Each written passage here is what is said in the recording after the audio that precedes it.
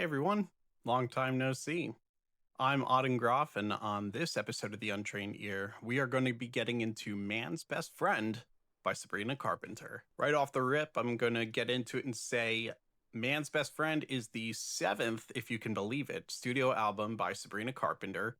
This album is a satirical commentary style project that really focuses on relationships with men, both in the commentary that Sabrina is providing about her desires and also her lamenting the failings of past partners and past relationships.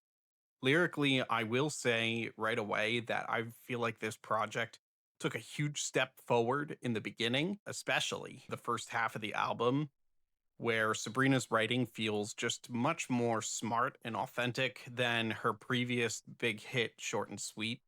I really appreciated the trend in this direction from her, and I think that it showcased just a little bit more maturity in her as an artist overall. In terms of getting into tracks that are worth mentioning, I think Manchild, the very first track on this album, is absolutely one of the front runners. I think it really showcases Sabrina in her best form. You have this very airy, sexy vocal flow that she's pulling off that prevails over this country pop instrumental flow. This is showcased particularly in the electric and acoustic guitar riffs. And you also have this very chipper synth mixing to top that off. Lyrically, the track focuses on Sabrina effectively roasting the aforementioned man child that she's seemingly always pursuing in her relationships, as she comments on her inevitable attraction to guys with low self-esteem and negative personality traits. And there's definitely a vocalized frustration with that habit, which I think is really cool when it's juxtaposed with the very poppy chipper instrumentation.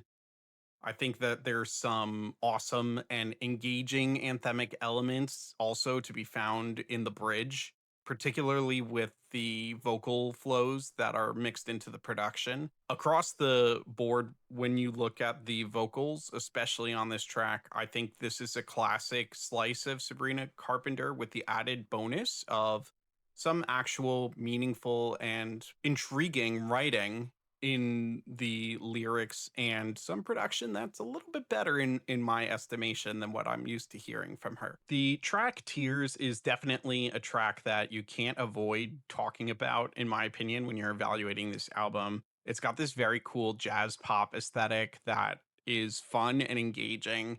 I really loved the retro synth elements that are laced throughout the track as well as the groovy bass and the electric guitar.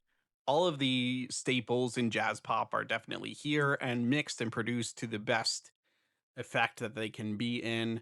Sabrina is definitely also flexing her versatility as a vocalist across this track as she pulls off this very Kali Uchi esque slide to her vocals as she croons up and down the arpeggios of this piece. While she's doing this, the lyrics are sexualizing male personality traits and positive behavioral qualities like responsibility and taking initiative in a relationship, which is this very hysterical kind of juxtaposition, as seems to be really the theme of this album on whole. It definitely features some of the more hysterical bars as she really drums the sexuality of this track up to an 11 out of 10 with lines like tears running down my thighs.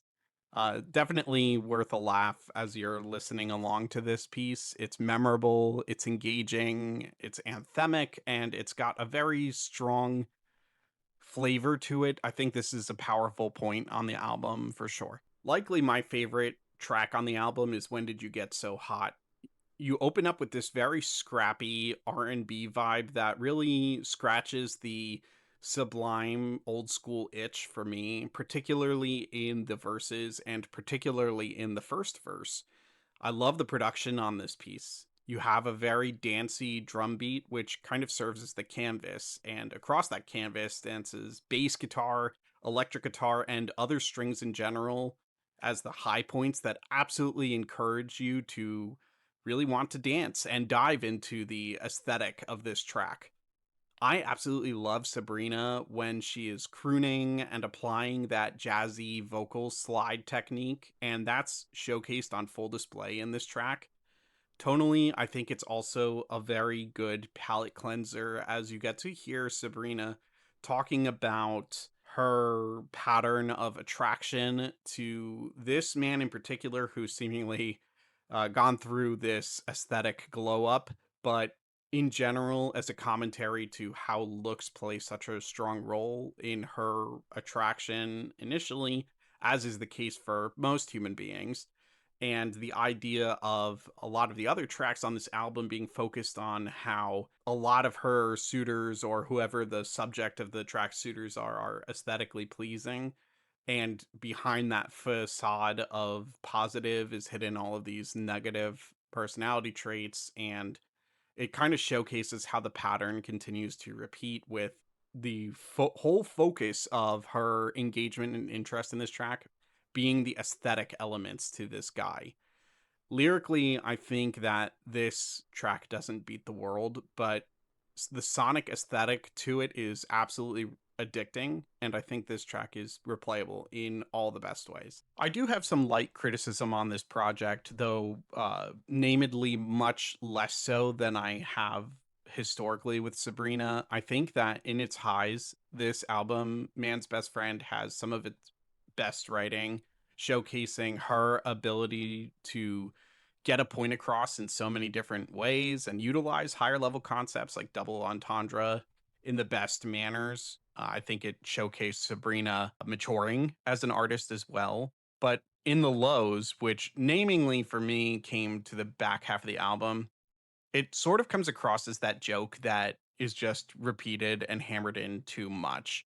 This is enunciated for me by the demonstration that Sabrina makes in some tracks on this album to not constantly have to lean into innuendo and sexualization as a manner for which she needs to comment on male and female relationships, whether they be her own or hypothetical female relationships. I think that Sabrina displays the capability to be smarter in other ways, such as the track Never Getting Laid, which really features, I think, some of the better writing that she has on this project, especially when it separates itself from innuendizing everything in order to get the clever aspect of it across. So for me, I would have liked to see some more variation in the writing that went, especially towards the later part of the album. I think the gimmick is really good for the open and falls flat toward the end.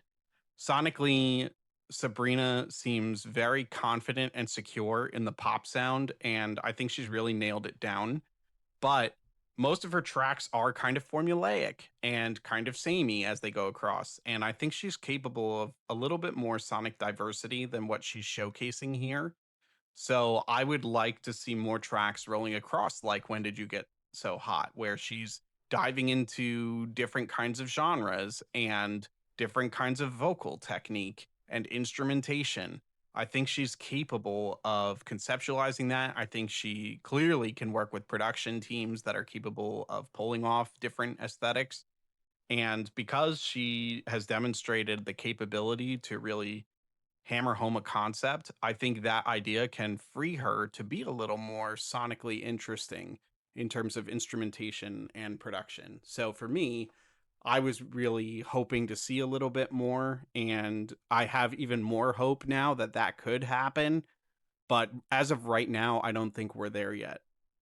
When I think about what I would give for the baseless rating on Man's Best Friend, it would have to get a shiny 6. Baby girl, you are so pretty, pretty, pretty, pretty. Baby girl, you are so pretty.